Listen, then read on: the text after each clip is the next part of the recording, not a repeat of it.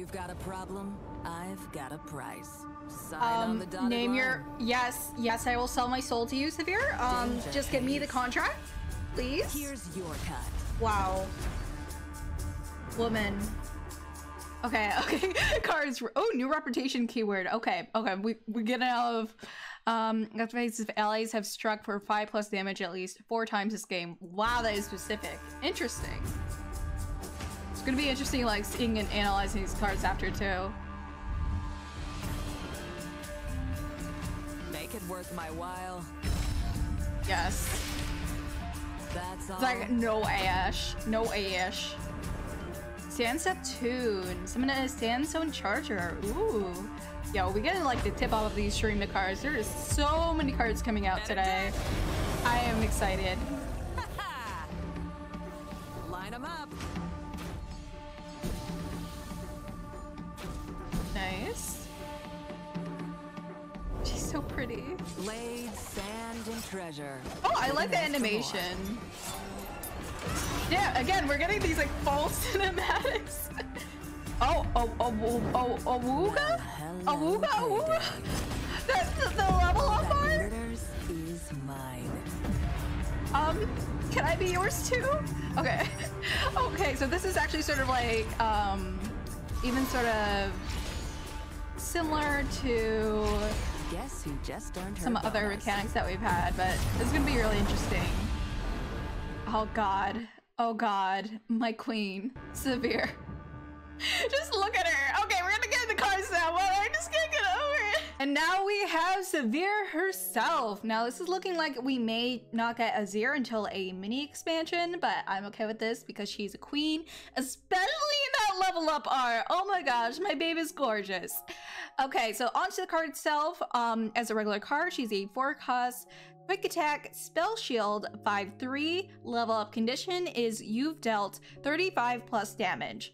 So I assume this is just all game long. It doesn't matter like what you use to deal damage. It sort of reminds me of Shyvana's level up ability, but it's a little bit more spread out with different types of damage you can be doing. And the level up is again with the quick attack and spell shield, and while I'm attacking allies have my keywords. Now, the new keyword is Reputation, which activates if allies have struck for 5+ damage at least 4 times in the game. This also does show that we are going to get longer games. Our signature spell is a 6-cost SIVIR's Ricochet. Slow Reputation, I cost 3. Deal 1 to a random enemy or the enemy nexus 5 times. Credit SIVIR in your deck. So this is dealing 1 to a random enemy or the enemy nexus 5 times. So if you do have a Lissandra tough nexus, you are going to be getting pokes from that, which I find very interesting. So if you do have the allies have struck for 5+ damage at least 4 times, then it'll only cost 3, which is, by the time that you're going to be playing this anyways, it's going to be like later game where you most likely would have struck that much. So it works out for that. Next is the 2-cost Walking Stand. Slow. Summon a Sandstone Charger. And the Sandstone Charger is a 2-cost 5/4 ephemeral. So this is like a hunky big bull boy. And for example, if you're just going second and you have the attack, then and your opponent didn't put anything in the first turn, you just get 5 to the nexus right away, as well as it actually putting some damage on to your SIVIR level up. So even if they do block it, you're still doing the 5 damage. You're still being able to get through that early attack. Next is the 5-cost Landmark Sandswept Tomb. When allies attack, summon a Sandstone Charger. So this is going back to the Sandstone Charger. This is like, again, we're getting some like Hecarim, we're getting some like Lucian, we're getting all these different things with the ephemerals that we could go and play with different types of archetypes from the Sandstone Charger, and also makes it a lot easier to get that damage in for the SIVIR level up. When I originally looked at her card, I was like, oh, how easy would that be to do? But now I'm seeing the Sandstone Charger and how instrumental they are going to be to her package, and I'm like, okay, I get you there. Next is the 7-cost Boomerang Blade. Slow, and ally strikes the strongest and weakest enemies. Oh god. Oh god. Are we gonna see some like Fiora severe decks? I'm not looking forward to some Fiora severe decks. This is not.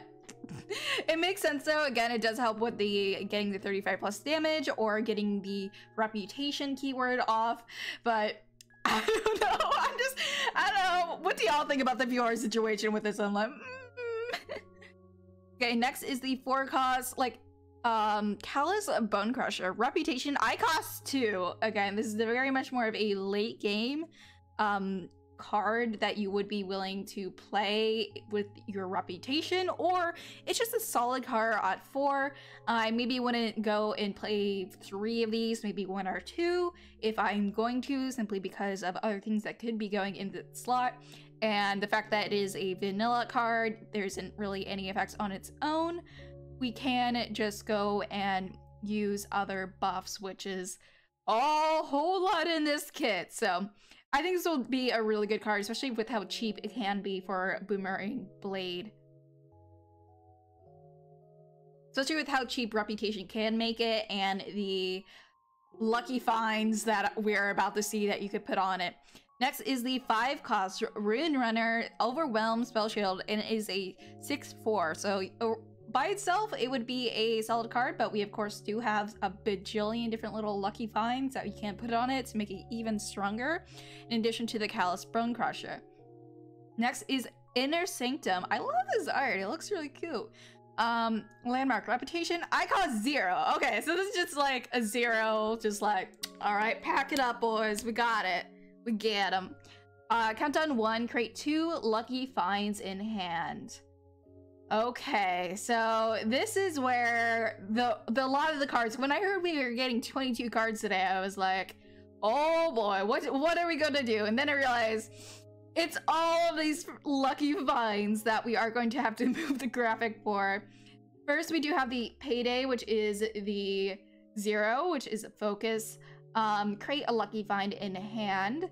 So this is going to go and create all the different lucky finds through the Payday, which has a lot of different ways you could go and interact. I actually really like how versatile this can be.